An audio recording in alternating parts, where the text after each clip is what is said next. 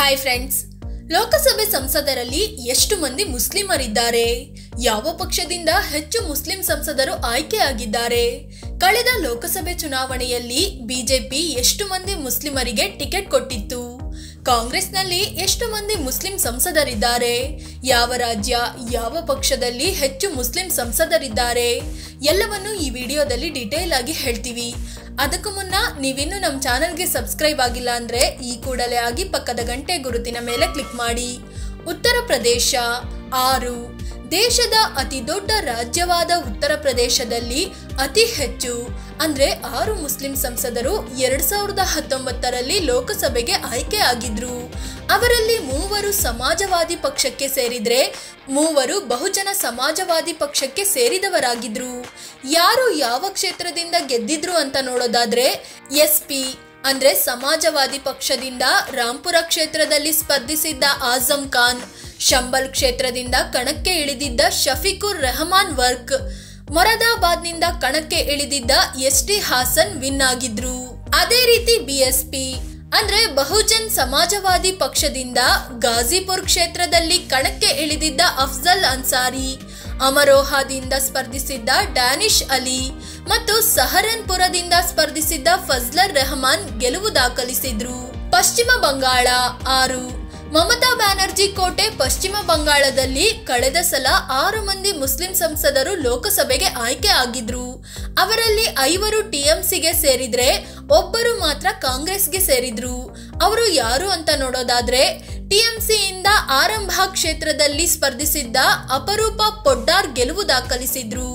ಹಿಂದೂ ಸಮುದಾಯಕ್ಕೆ ಸೇರಿದ್ದ ಇವರು ಮದುವೆಯಾದ ಬಳಿಕ ಮತಾಂತರ ಆಗಿದ್ದು ಈಗ ಅಫ್ರೀನ್ ಅಲಿ ಅಂತ ಹೆಸರಿಟ್ಕೊಂಡಿದ್ದಾರೆ. ಇನ್ನು ಬಸೀರ್ ಹಟ್ ಕ್ಷೇತ್ರದಿಂದ ಸ್ಪರ್ಧಿಸಿದ್ದ ನುಸ್ರತ್ ಜಹಾನ್ ರುಹಿ ಹಾಗೂ ಜಂಗೀಪುರ್ ಕ್ಷೇತ್ರದಿಂದ ಕಣಕ್ಕೆ ಇಳಿದಿದ್ದ ಖಲೀಲುರ್ ರೆಹಮಾನ್, ಮುರ್ಷಿದಾಬಾದ್ನಿಂದ ಅಬು ತಹೇರ್ ಖಾನ್ ಮತ್ತು ಉಲುಬೇರಿಯಾ ಕ್ಷೇತ್ರದಿಂದ ಸಜ್ದಾ ಅಹಮದ್ ಗೆಲುವು ದಾಖಲಿಸಿದ್ರು. ಇನ್ನು ಕಾಂಗ್ರೆಸ್ನಿಂದ ಮಾಲ್ಡಾಹ ದಕ್ಷಿಣ ಕ್ಷೇತ್ರದಲ್ಲಿ ಸ್ಪರ್ಧಿಸಿದ್ದ ಅಬು ಹಸೆಮ್ ಖಾನ್ ಗೆಲುವು ದಾಖಲಿಸಿದ್ರು. ಕೇರಳ 3. ದೇವರ ನಾಡು ಕೇರಳದಲ್ಲಿ 3 ಜನ ಮುಸ್ಲಿಂ ಸಂಸದರಿದ್ದಾರೆ. ಅವರಲ್ಲಿ 2 ಇಂಡಿಯನ್ ಯೂನಿಯನ್ ಮುಸ್ಲಿಂ ಲೀಗ್ಗೆ ಸೇರಿದವರಾಗಿದ್ರೆ 1 ಸಿಪಿಐಎಂಗೆ ಸೇರಿದವರಾಗಿದ್ದಾರೆ.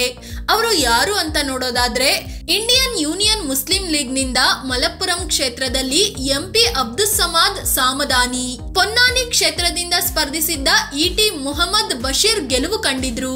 ಅದೇ ರೀತಿ ಸಿಪಿಐಎಂನಿಂದ ಅಲಫುಜಾ ಕ್ಷೇತ್ರದಿಂದ ಎಎಂ ಆರಿಫ್ ವಿನ್ ಆಗಿದ್ರು. ಸಿಪಿಐಎಂ ಎಲ್ಡಿಎಫ್ ಮಿತ್ರ ಪಕ್ಷವಾಗಿದೆ. ಜಮ್ಮು ಕಾಶ್ಮೀರ 3. ಕಳೆದ ಬಾರಿ ಲೋಕಸಭೆ ಚುನಾವಣೆ ನಡೆಯುವಾಗ ಇನ್ನೂ ಜಮ್ಮು ಕಾಶ್ಮೀರದ ವಿಶೇಷ ಸ್ಥಾನಮಾನ ತೆಗೆದಿರಲಿಲ್ಲ. ಅದು ಕೇಂದ್ರಾಡಳಿತ ಪ್ರದೇಶವೂ ಆಗಿರಲಿಲ್ಲ. ಇಲ್ಲಿ 3 ಕ್ಷೇತ್ರಗಳಲ್ಲಿ ಮುಸ್ಲಿಂ ಅಭ್ಯರ್ಥಿಗಳು ಗೆದ್ದಿದ್ರು. ಅವರಲ್ಲಿ 3ಕ್ಕೆ 3 ಜನ ಜಮ್ಮು ಕಾಶ್ಮೀರ ನ್ಯಾಷನಲ್ ಕಾನ್ಫರೆನ್ಸ್ ಪಕ್ಷಕ್ಕೆ ಸೇರಿದವರಾಗಿದ್ರು. ಅವರು ಯಾರು ಅಂತ ನೋಡೋದಾದ್ರೆ ಬಾರಾಮುಲ್ಲಾ ಕ್ಷೇತ್ರದಿಂದ ಕಣಕ್ಕೆ ಇಳಿದ ಮಹಮ್ಮದ್ ಅಕ್ಬರ್ ಲೋನ್, ಶ್ರೀನಗರದಿಂದ ಸ್ಪರ್ಧಿಸಿದ್ದ ಫಾರೂಕ್ ಅಬ್ದುಲ್ಲಾ ಮತ್ತು ಅನಂತ್ನಾಗ್ ಕ್ಷೇತ್ರದಿಂದ ನಿಂತಿದ್ದ ಹಸನೈನ್ ಮಸೂದಿ ಗೆದ್ದು ಲೋಕಸಭೆಗೆ ಎಂಟ್ರಿ ಕೊಟ್ಟಿದ್ರು. ಅಸ್ಸಾಂ 2. ಅಸ್ಸಾಂನಲ್ಲಿ 2 ಮುಸ್ಲಿಂ ಲೋಕಸಭಾ ಸಂಸದರಿದ್ದು ಅವರು ಎಐಯುಡಿಎಫ್ ಮತ್ತು ಕಾಂಗ್ರೆಸ್ಗೆ ಸೇರಿದವರಾಗಿದ್ದಾರೆ. ಅವರು ಯಾರಂದ್ರೆ ಎಐಯುಡಿಎಫ್ ಪಕ್ಷದ ಬದ್ರುದ್ದೀನ್ ಅಜ್ಮಲ್ ದುಬ್ರಿ ಕ್ಷೇತ್ರದಿಂದ ಮತ್ತು ಕಾಂಗ್ರೆಸ್ನ ಅಬ್ದುಲ್ ಖಾಲೆಕ್ ಬರಪೇಟ್ ಕ್ಷೇತ್ರದಿಂದ ಗೆದ್ದು ಲೋಕಸಭೆ ಪ್ರವೇಶಿಸಿದ್ರು. ಬಿಹಾರ 2. ಇಲ್ಲೂ ಕೂಡ 2 ಮುಸ್ಲಿಂ ಸಂಸದರಿದ್ದು ಕಾಂಗ್ರೆಸ್ ಮತ್ತು ಲೋಕಜನಶಕ್ತಿ ಪಕ್ಷಕ್ಕೆ ಸೇರಿದವರಾಗಿದ್ದಾರೆ. ಅಂದ ಹಾಗೆ ಈ ಎಲ್ಜೆಪಿ ಎನ್ಡಿಎ ಮೈತ್ರಿ ಪಕ್ಷವಾಗಿದೆ. ಅಂದ್ರೆ ಕಾಂಗ್ರೆಸ್ನ ಮೊಹಮ್ಮದ್ ಜಾವೇದ್ ಕಿಶನ್ಗಂಜ್ನಿಂದ ಮತ್ತು ಎಲ್ಜೆಪಿಯ ಮಹಬೂಬ್ ಅಲಿ ಕೈಸರ್ ಕಘಾರಿಯಾ ಕ್ಷೇತ್ರದಿಂದ ಆಯ್ಕೆ ಆಗಿದ್ದಾರೆ. ಪಂಜಾಬ್ 1. ಇಲ್ಲಿ ಒಬ್ಬ ಮುಸ್ಲಿಂ ಸಂಸದರಿದ್ದು ಅವರೇ ಮೊಹಮ್ಮದ್ ಸಾದಿಕ್. ಕಾಂಗ್ರೆಸ್ನವರಾದ ಇವರು ಫರೀದ್ ಕೋಟ್ ಕ್ಷೇತ್ರದಿಂದ ಸಂಸದರಾಗಿದ್ದಾರೆ. ಮಹಾರಾಷ್ಟ್ರ 1. ಮಹಾರಾಷ್ಟ್ರದಲ್ಲಿ ಒಬ್ಬ ಮುಸ್ಲಿಂ ಸಂಸದರಿದ್ದು ಅವರ ಹೆಸರು ಇಮ್ತಿಯಾಜ್ ಜಲೀಲ್. ಇವರು ಔರಂಗಾಬಾದ್ ಕ್ಷೇತ್ರದಿಂದ ಅಸಾದುದ್ದೀನ್ ಓವೈಸಿಯ ಎಐಎಂಐಎಂ ಪಕ್ಷದಿಂದ ಗೆದ್ದಿದ್ರು. ತಮಿಳುನಾಡು 1. ತಮಿಳುನಾಡು ಕೂಡ ಒಬ್ಬ ಮುಸ್ಲಿಂ ಸಂಸದರನ್ನ ಹೊಂದಿದ್ದು ಅವರು ಇಂಡಿಯನ್ ಯೂನಿಯನ್ ಮುಸ್ಲಿಂ ಲೀಗ್ಗೆ ಸೇರಿದವರಾಗಿದ್ದಾರೆ. ಕೆ ನವಾಜ್ ಖಾನಿ ರಾಮನಾಥಪುರಂ ಕ್ಷೇತ್ರದಿಂದ ಗೆದ್ದಿದ್ರು. ತೆಲಂಗಾಣ 1. ಪಕ್ಕದ ತೆಲಂಗಾಣದಲ್ಲಿರೋ ಏಕೈಕ ಮುಸ್ಲಿಂ ಸಂಸದ ಅಂದ್ರೆ ಅದು ಅಸಾದುದ್ದೀನ್ ಓವೈಸಿ. ಇವರು ಹೈದರಾಬಾದ್ ಕ್ಷೇತ್ರದಿಂದ AIMIM ಪಕ್ಷದಿಂದ ಗೆಲುವು ದಾಖಲಿಸಿದ್ರು. ಲಕ್ಷದ್ವೀಪ 1. ಕೇಂದ್ರಾಡಳಿತ ಪ್ರದೇಶವಾದ ಲಕ್ಷದ್ವೀಪದಲ್ಲಿ ಮೊಹಮ್ಮದ್ ಫೈಸಲ್ ಮುಸ್ಲಿಂ ಸಂಸದರಾಗಿದ್ದಾರೆ. ಇವರು ಲಕ್ಷದ್ವೀಪ ಕ್ಷೇತ್ರದಿಂದ ನ್ಯಾಷನಲ್ ಕಾಂಗ್ರೆಸ್ ಪಕ್ಷದಿಂದ ಗೆದ್ದಿದ್ರು. ಅಂದ ಹಾಗೆ ಇಲ್ಲಿರೋದು ಒಂದೇ ಒಂದು ಲೋಕಸಭೆ ಕ್ಷೇತ್ರ. ಯಾವ ಪಕ್ಷದಲ್ಲಿ ಎಷ್ಟು ಮುಸ್ಲಿಂ ಸಂಸದರಿದ್ದಾರೆ? ಫ್ರೆಂಡ್ಸ್, ತೃಣಮೂಲ ಕಾಂಗ್ರೆಸ್ ಅತಿ ಹೆಚ್ಚು ಅಂದ್ರೆ 5 ಮುಸ್ಲಿಂ ಸಂಸದರನ್ನ ಹೊಂದಿದೆ. 2ನೇ ಸ್ಥಾನದಲ್ಲಿರೋ ಕಾಂಗ್ರೆಸ್ನಲ್ಲಿ 4 ಮುಸ್ಲಿಂ ಸಂಸದರಿದ್ದಾರೆ. ಅದೇ ರೀತಿ ಸಮಾಜವಾದಿ ಪಕ್ಷ, ಬಹುಜನ ಸಮಾಜವಾದಿ ಪಕ್ಷ, ಇಂಡಿಯನ್ ಯೂನಿಯನ್ ಮುಸ್ಲಿಂ ಲೀಗ್ ಮತ್ತು ಜಮ್ಮು ಕಾಶ್ಮೀರ ನ್ಯಾಷನಲ್ ಕಾನ್ಫರೆನ್ಸ್ ತಲಾ 3 ಮುಸ್ಲಿಂ ಸಂಸದರನ್ನ ಹೊಂದಿದೆ. ಅಸಾದುದ್ದೀನ್ ಓವೈಸಿಯ AIMIM ಪಕ್ಷ 2 ಮುಸ್ಲಿಂ ಸಂಸದರನ್ನ ಹೊಂದಿದ್ರೆ NCP, LJP, CPIM ಮತ್ತು AIUDF ತಲಾ ಒಬ್ಬೊಬ್ಬರು ಸಂಸದರನ್ನ ಹೊಂದಿದೆ. ಇನ್ನು ಬಿಜೆಪಿಯ ವಿಚಾರಕ್ಕೆ ಬಂದ್ರೆ ಕಳೆದ ಲೋಕಸಭಾ ಚುನಾವಣೆಯಲ್ಲಿ 6 ಜನ ಮುಸ್ಲಿಂ ಅಭ್ಯರ್ಥಿಗಳಿಗೆ ಟಿಕೆಟ್ ಕೊಟ್ಟಿತ್ತು. ಆದ್ರೆ ಬಿಜೆಪಿಯ ಮುಸ್ಲಿಂ ಅಭ್ಯರ್ಥಿಗಳು ಜಯ ಗಳಿಸಲಿಲ್ಲ.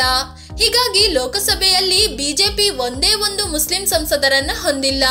ಲೋಕಸಭೆ ಮತ್ತು ಮುಸ್ಲಿಂ ಸಂಸದರು ಇತಿಹಾಸ ಕೆದಕುತ್ತಾ ಹೋದ್ರೆ 1980ರಲ್ಲಿ ಅತಿ ಹೆಚ್ಚು ಅಂದ್ರೆ 49 ಮುಸ್ಲಿಂ ಸಂಸದರು ಲೋಕಸಭೆಗೆ ಆಯ್ಕೆ ಆಗಿದ್ರು. 2009ರಲ್ಲಿ 33 ಸಂಸದರು ಮುಸ್ಲಿಂ ಸಮುದಾಯಕ್ಕೆ ಸೇರಿದವರೇ ಆಗಿದ್ರು. ಆದ್ರೆ 2014ರಲ್ಲಿ ಮುಸ್ಲಿಂ ಸಮುದಾಯದ ಸಂಸದರ ಸಂಖ್ಯೆ ಫುಲ್ ಕಡಿಮೆ ಆಗಿತ್ತು. ಜಸ್ಟ್ 22 ಮಂದಿ ಮುಸ್ಲಿಂ ನಾಯಕರು ಮಾತ್ರವೇ ಲೋಕಸಭೆಗೆ ಎಂಟ್ರಿ ಕೊಟ್ಟಿದ್ರು. ಫ್ರೆಂಡ್ಸ್, ಇದು ಲೋಕಸಭೆಯಲ್ಲಿ ಎಷ್ಟು ಮಂದಿ ಮುಸ್ಲಿಂ ಸಂಸದರಿದ್ದಾರೆ, ಅವರೆಲ್ಲ ಯಾವ ಪಕ್ಷದವರು ಅನ್ನೋದನ್ನ ತಿಳಿಸಿಕೊಡೋ ಪ್ರಯತ್ನ. ಈ ಬಗ್ಗೆ ನಿಮಗೇನ್ ಅನ್ಸುತ್ತೆ ಕಾಮೆಂಟ್ ಮಾಡಿ ಹೇಳಿ.